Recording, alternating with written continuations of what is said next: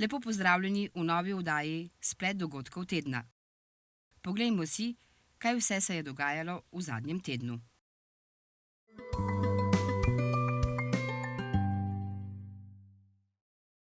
Premier Robert Golob je zagotovil, da ljudje po uvedbi novega sistema obračunavanja omrežnine za elektriko to zimo ne bodo imeli višjih stroškov.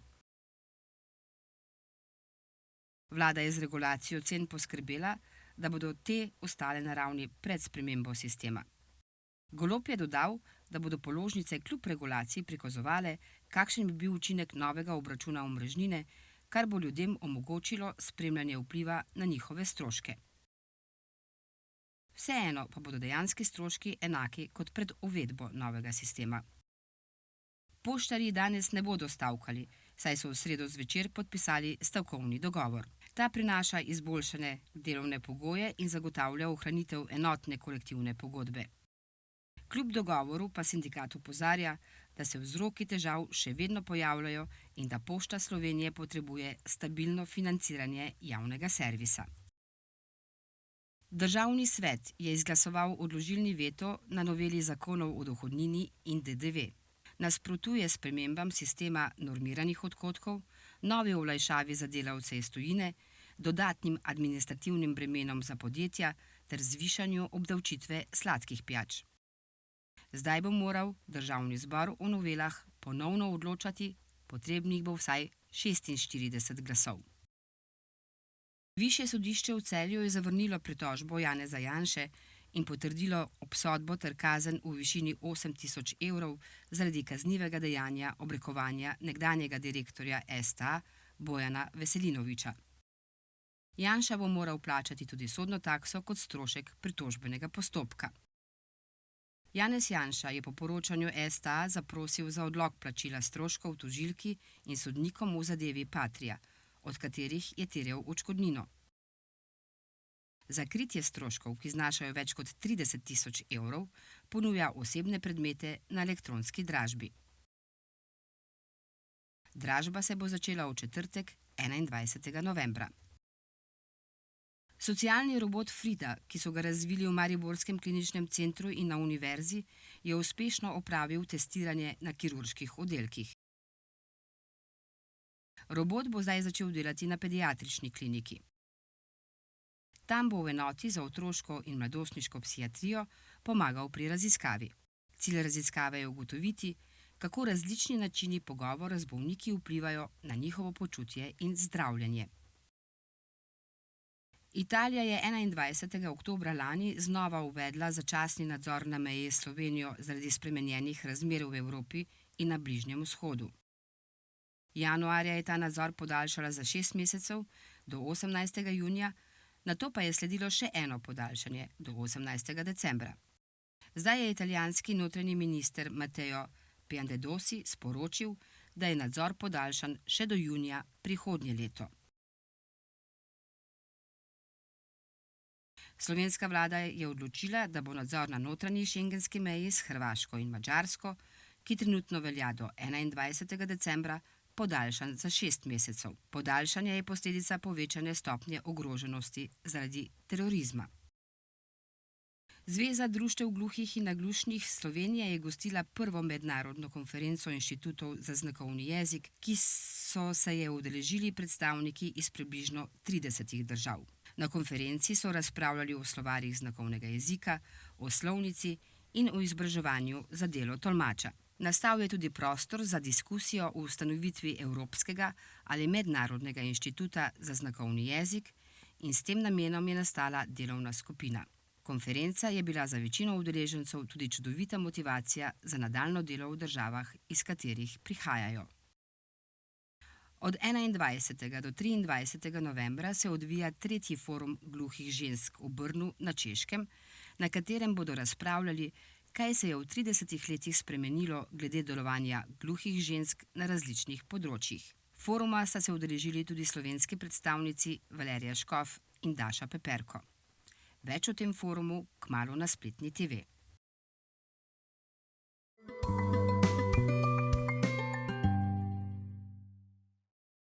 Ukrajina je v sredo prvič izstrelila britanske rakete dolgega dosega Storm Shadow na rusko ozemlje, poroča Bloomberg, ki se sklicuje na neimenovani vir. Britanske rakete imajo doseg približno 250 km. Urad britanskega premierja Keira Starmerja informacij ni komentiral. Mednarodno kazensko sodišče je izdalo naloge za aretacijo izraelskega premierja Netanjahuja, ministra Galanta in vodje Hamasa Deifa zaradi vojnih zločinov v konfliktu oktobra 2023. Obtoženi so napadov na civiliste in drugih hudih kršitev. Izrael pristojnosti ICC ne priznava, a nalogi slednjega lahko vplivajo na njihova mednarodna potovanja. Število otrok naj bi se do 2050 še naprej gibalo okoli 2,3 milijarde, vendar bodo predstavljali manjši delež vse večjega in vse starejšega prebivalstva. Če se stanje na področju izpustov toplogrednih plinov ne bo izboljšalo, bodo otroci v prihodnosti soočeni z 8-krat več vročinskimi valovi kot leta 2000, 3-krat več poplavami in 1,7-krat več požari v naravi. Nove tehnologije imajo sicer potencial za spodbujanje inovacij in družbenega napredka, a hkrati tvegajo poglabljanje neenakosti med bogatimi in revnimi državami. Kljub temu naj bi se pričakovana življenjska doba ob rojstvu še naprej povečevala, prav tako naj bi se izboljševal dostop do izobraževanja. Prebivalci New Delhija v Indiji, kjer živi približno 33 milijonov ljudi, so se prebudili v gost smog, ki je mesto preplavil z nevarnim strupenim zrakom. Glavna državna agencija za okolje Safar opozarja, da je stanje zelo resno, saj drobni delci v zraku, ki lahko podrejo v pljuča, presegajo varne meje. Prebivalci poročajo o težavah z dihanjem.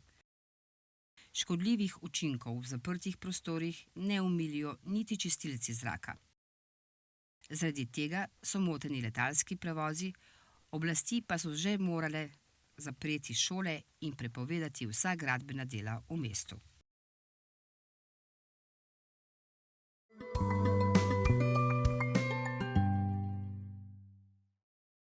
Po koncu prvega dne mednarodne konference o znakovnem jeziku, ki je potekala 15. novembra v Ljubljani, je bil v gledališki dvorani City Teater BTC Ljubljana organiziran tudi kulturni večer za udeležence konference in širšo zainteresirano javnost. Dvorana je bila polna gledalcev z vseh koncev sveta. Kulturni program je vključeval točke, namenjene ozaveščevanju o pomenu znakovnega jezika ter obeleževanju 10. obletnice slovenskega znakovnega jezika. Vabimo vas na projekcijo filma Agent sreče, ki bo v torek 26. novembra 2024 ob 18. uri v Kulturnem domu Cerknica. Na voljo bodo podnapisi za gluhe in naglušne ter zvočni opis za slepe in slabovidne.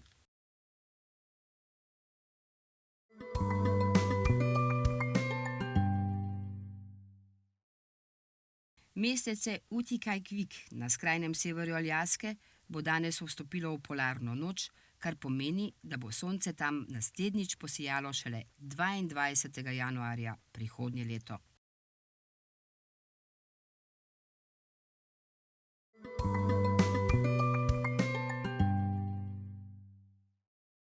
Jutri bo pretežno jasno. Najnižje jutranje temperature bodo od -9 do -3 stopinj Celzija, ob morju malo nad 0 stopinj Celzija, čez dan pa bodo najvišje temperature od 3 do 8 stopinj Celzija, na Primorskem do 11 stopinj Celzija.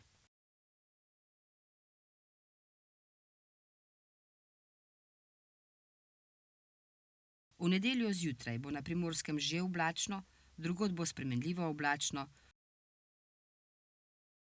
Jutro bo večinoma mrzlo, čez dan pa bo ponekod pihal jugozahodni veter in bo nekoliko topleje.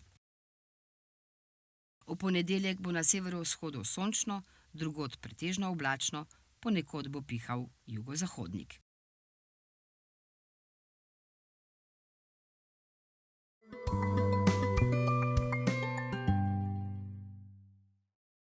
Danes vam bom pokazala novo kretnjo, in sicer kretnjo za našega nekdanjega predsednika države, Boruta Pahorja. Kretnja za Boruta Pahorja je ustvarjena po njegovih značilnostih, torej nasmejan in eleganten. Ob enem imamo roko v položaju črke B, kot začetnice njegovega imena.